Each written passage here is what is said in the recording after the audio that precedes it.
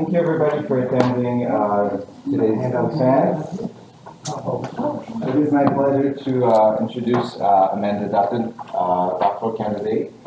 And I'm Frederick Conrad, Associate Professor of Comparative Literature. I've worked in the Baroque period in my own doctoral work and been teaching classes. That's how we met 4 or 5 years ago in one of the graduate seminars. And it's been a real pleasure to have the opportunity to direct your project and to dwell in the memento mori, one of the very essential Baroque motif, and to kind of have an opportunity to revisit what is a Baroque memento mori versus a Renaissance or medieval, and so on and so forth, or a modern one for that matter. So the way we're going to proceed this morning is Amanda is going to present her work, then we'll have an opportunity to discuss it with the members of the committee, and then we'll open questions to the public. So at that point it should be about 11 in about an hour, and I will then invite all of you but the members of the committee to exit so we can deliberate, and then we will go get the candidate and give our verdict. All right. So just like the emperors. Yes. Well, thank you very much, Dr. Conrad, and Dr. Martin, who is also on my committee, and Dr. Farisi. Thank you so much for all of your support and guidance. Actually, it's really wonderful that Dr. Farisi is here, because in August of 2009, I went into your advanced exposition class. This is all her fault. 10 years. Yeah, I know, 10 years. So just got me addicted, and then Julianne over here worked on that some more, and then of course Dr. Murtaugh teaches linguistics, medieval. He taught me, well, actually if it wasn't for you and Dr. Farisi, I would have no clue how to read some of these medieval texts. I'm sorry, Julianne, there's no Joyce. Yeah, I could not fit Finnegan's Wake in here. But I thank you all for your support, family, friends, new friends and colleagues. It's really great to have all of you here, and we'll see what happens with this, yeah? So I'm very excited to present this project. It's been a heck of a lot of fun. It came from a lot of things. Well, actually, all of you except Professor Lowe know, I'm very interested in everything. So anything is a potential rabbit hole for me.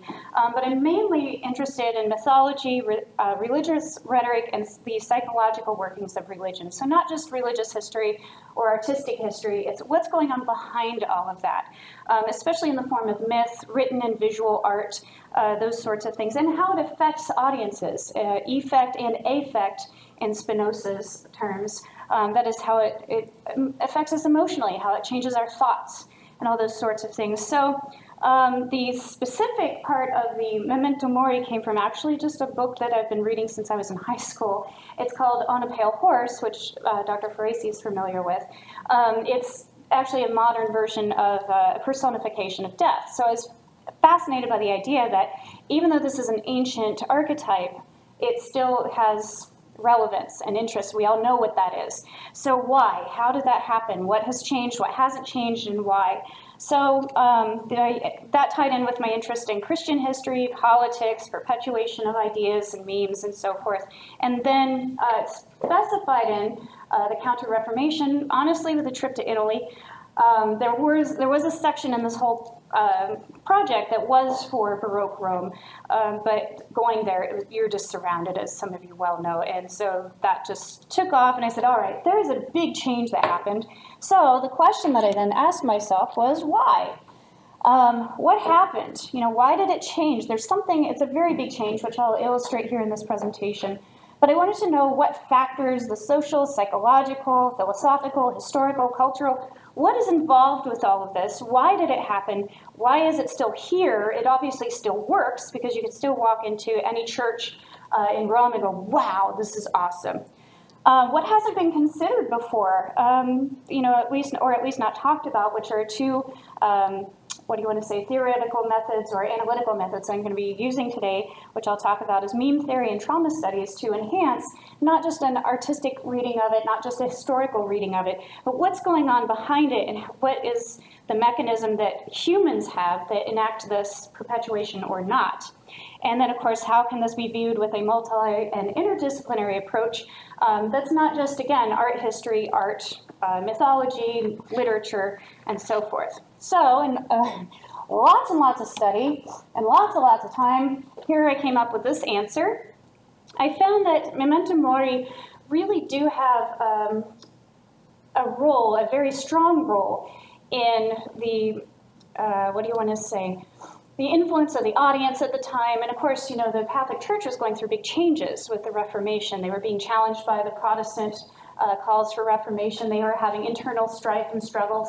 And so they said, okay, we gotta figure out how to take a step back and redo this thing so that we don't blow apart, essentially, and fall apart. So I think that memento mori had a very big role in that for reasons that I will elaborate here following, that contributed to, in part, to the success of the church and allowed it to survive the schism of the 16th century. All right, so here's some foundational work to, so that you understand what I'm basing it on. Of course, good old-fashioned close reading and comparative analysis. And I'm doing it through, in this part of the project, sculpture, painting, and literature. Now, you're probably familiar with the first two. Meme theory isn't quite as prevalent, although it is talked about a lot. It's not to be confused with mimetic theory, which is representation, although I am interested. Meme theory is a metaphor in which ideas are passed along from person to person, similar to genetics. Again, it's a metaphor. It's not meant to be taken literally, but you have a good idea and say, oh, I tell Julianne, and she goes, oh man, that's a great idea. Let's tell Mary about it. She thinks it's a good idea, and it passes on. Or if it's not a good idea, it dies off. So I'm very interested in that metaphor as a way of analyzing perpetuation of ideas, ideologies, and so forth. And then along with this, I'm also interested in trauma studies, which studies how it's usually in the 20th century. That's how it's usually applied. But I think it really has a lot of applications, really good applications, previous to the 20th century because, of course, there's a lot of traumatic events that have happened in human history. So how does it show up in our art, in our literature, our narratives, our culture, the things that we pass on in our memes? So that's kind of what I'm looking at. All right, so the literature review, these are the works that I base a lot of what I did on. Not a whole lot to, well, it's enormous, and you'll see the works cited at the end, but these are ones I really based a lot of the foundation of this on, a lot of history of the Counter-Reformation. But I'll point specifically to Religion in the Modern Mind, which is a philosophical work that it discusses how the worldview and knowledge of our existence changed, of course, in the Renaissance to the Baroque, and what impact that had on human psychology. And there's some perspective with this one, and of course the Council of Trent is the, what do you want to say, the smoking gun, if you will, of what caused this change or how it worked out. So, moving on.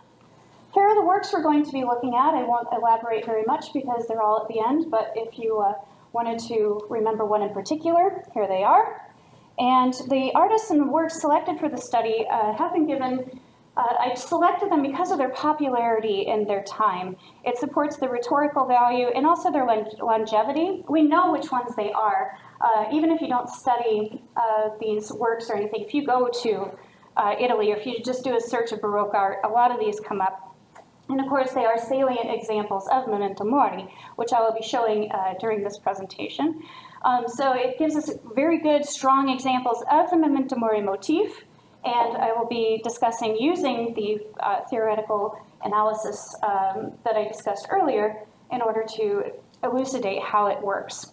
So the change in the rhetorical approach in art and literature at the time marks a distinct shift from medieval modes of death representation, and it's a shift in teleological theology in the church. And of course, that did, again, created an ameliorating effect with the audience, its followers, and it was very positive. So instead of being a fearful, horrible, threatening thing, it became more internal, which we will see is something that happened through the Renaissance and Baroque. And I think that's very important because if you have a personal relationship with your spirituality, then it becomes more ingrained and it becomes, again, not a hegemonic power, it becomes something that comes from within, which again, I think is very important.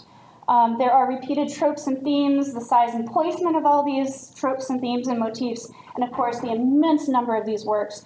Basically, I don't want to say overwhelmed, it is overwhelming, but it was everywhere, and so that perpetuated the message. That's a form of mimetic viability. It creates mimetic viability so that it survives, and I think that's very important to look at.